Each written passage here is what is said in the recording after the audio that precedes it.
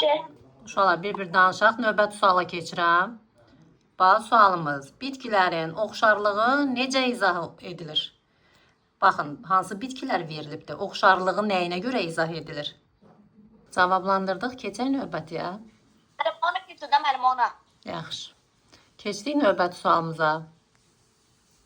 Canlı orqanizmlərin təsnifləşdirilməsinin əsasını qoymuş məşhur İsveçli həkim, naturalist və fizik kimdir? Yadınıza salaq.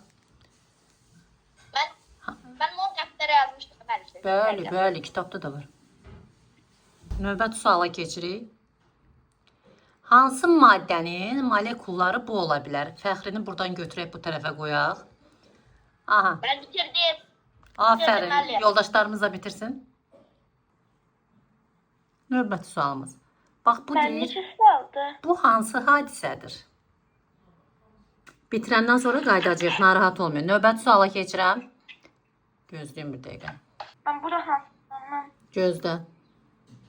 Növbəti sualımız qarışığı hansı üsulla ayırmaq olar? Qarışıq burada duzla sudur. Danışmırıq, sakitcə eləyirsiniz.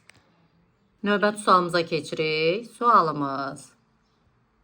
Bunları soruşur. Deyir ki, necə maddədir? Biz maddələri fiziki, kimyəvi ona görə ayırırdıq. İndi sizdən bax bunları soruşur ki, bu maddələr necə maddədir? Görürsünüz şəkili.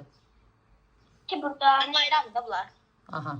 Növbəti suallarımıza keçirik. Çox getdik deyəsən. Aha. Bərk maddə molekulları necə hərəkət edir? Yəni sizdən soruşur ki, bərk maddə molekulları necə hərəkət edir? Ben bitmir. Yox, bitsin ki. Değil. Şəkildə hansı təbii fəlakət əks olunub? Baxın görək. Hansı fəlakətə oxşadırıq bunu?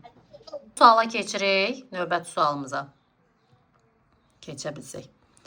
Richter şkalasında hansı bala uyğundur? Bax bu. Var idi, şkala əzbərləmişdik. Burada nə görsədir? Binaların çatlaması.